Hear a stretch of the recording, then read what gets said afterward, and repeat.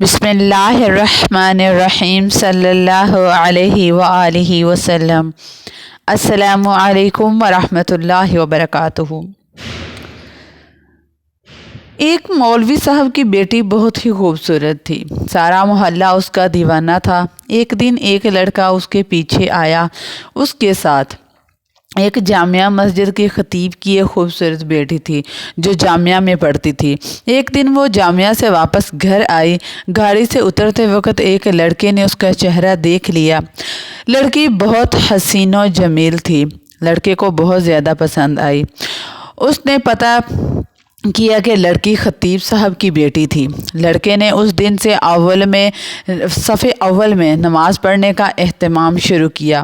اذان سنتے ہی وہ مسجد کے دروازے پر پہنچ جاتا، نماز تک تلاوت قرآن پاک میں مشغول رہتا تھا۔ 6-7 مہینے تک وہ اسی معمولات کا پابند رہا۔ اس کے بعد اس نے والد سے شادی کی خواہش کا اظہار کیا۔ اس کے والد نے کہا ٹھیک ہے، دیکھ لیں گے مناسب رشتہ۔ اس نے کہا کہ لڑکی تو میں نے دیکھ لی ہے۔ والد صاحب کے پوچھنے پر اس نے خطیب صاحب کی بیٹی کے بارے میں بتایا۔ اس نے کہا یہ بہت اچھی بات ہے۔ امام صاحب سے ملتے ہی انہوں نے محلے وغیرہ سے اور امام صاحب سے جب بات کی، امام صاحب کی خدمت میں حاضر ہوئے۔ امام نے لڑکے کے بارے میں پوچھا، انہوں نے اسی لڑکے کی طرف اشارہ کیا۔ خطیب نے لڑکے کی دینداری کو دیکھ کر رشتہ لڑکی سے مشورہ کرنے اور رضامندی کا اظہار کر دیا اور انہوں نے رشتہ قبول کر لیا۔ چنانچہ رشتہ طے ہوا۔ 6-7 ماہ بعد شادی ہوئی۔ شادی کے کچھ عرصے بعد لڑکے نے نماز پڑھنے میں سستی شروع کر دی۔ 1-2 ماہ بعد لڑکے نے داڑھی بھی کاٹ دی۔ گھر آنے پر لڑکی نے جب یہ سب دیکھا تو اس نے بہت زیادہ ناراضگی کا اظہار کیا۔ اس نے کہا، لڑکے سے جب پوچھا گیا تو لڑکے نے کہا یہ نمازیں تو میں تمہیں حاصل کرنے کے لیے پڑھ رہا تھا، اب میرا مقصد پورا ہو چکا ہے، اب کیا ضرورت ہے؟ لڑکی یہ سن کر بہت زیادہ دکھی ہوتی ہے اور بہت زیادہ افسردہ ہوئی اور جا کر اپنے والد صاحب سے کہا کہ اس بے دین لڑکے کے ساتھ میں ایک دن بھی رہنا نہیں چاہتی۔ یہ معاملہ محکمہ عدل تک پہنچ گیا۔ قاضی نے دونوں میں تفریق کا فیصلہ کیا۔ لڑکا بہت زیادہ پریشان ہوا، اس نے بہت زیادہ کوشش کی لیکن لڑکی کو دوبارہ پا نہ سکا۔ لڑکے نے ایک جادوگر سے مدد حاصل کرنے کا فیصلہ کیا۔ جادوگر نے بڑی رقم ادا کرنے کا مطالبہ کیا۔ لڑکے نے سارے پیسے پیشی ادائیگی ادا کر دیے۔ کچھ دن گزرنے کے بعد جادوگر مزید پیسوں کا مطالبہ کیا۔ لڑکے نے فی الفوراً وہ بھی ادا کر دیے اور کہا کہ کام ہو جانا چاہیے، پیسوں کی فکر نہیں کرنی۔ 1 ماہ بعد جب جادوگر نے لڑکے کو بتایا آ جاؤ اور اپنے پیسے لے جاؤ، جب تمہارا کام کسی صورت میں ناممکن ہے۔ جب وہ لڑکا جادوگر کے کمرے میں پہنچا تو جادوگر ایک بڑا چاقو ہاتھ میں لیے کھڑا ہے۔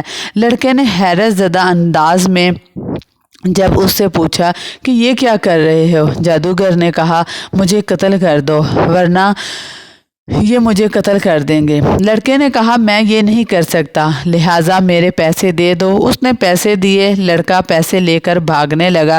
پولیس والے نے لڑکے کو پریشان حالت میں بھاگتے ہوئے دیکھ کر گرفتار کر لیا، پیسے بھی ضبط کر لیے۔ لڑکے کو تو توسط پولیس جادوگر تک پہنچ گئے۔ جب انہوں نے لڑکے سے پوچھ گچھ کی تو وہ جادوگر کے پاس جب پہنچے، جادوگر نے پولیس والوں کو کہا کہ مجھے مار ڈالو، میں مرنے والا ہوں، مجھے وہ نہیں چھوڑیں گے۔ پولیس نے دونوں کو قاضی کے پاس لے گئے۔ قاضی کو جادوگر نے پوری کہانی سنائی کہ ہم اس طرح استمداد بالشیاطین کے ذریعے جادو کا عمل کرتے ہیں اور کامیاب ہو جاتے ہیں، لیکن اس لڑکی پر جب میں نے یہ عمل کیا، شیطانوں سے مدد حاصل کرنے کی بہت زیادہ کوشش کی تو اس کے گھر پہ حفاظت اور فرشتے مامور تھے۔ پھر میں نے دوسرا عمل کیا، تب بھی فرشتے مامور تھے لیکن پہلے سے تعداد میں زیادہ۔ اس کے بعد میں نے رئیس الشیطان سے مدد لینے کی کوشش کی۔ اس بار جب وہ گھر کے پاس گئے تو وہاں فرشتے کھڑے تھے۔ اس دن کے بعد سے اب مجھے وہ شیطانی گھر اور مارنے پر تلے ہوئے ہیں۔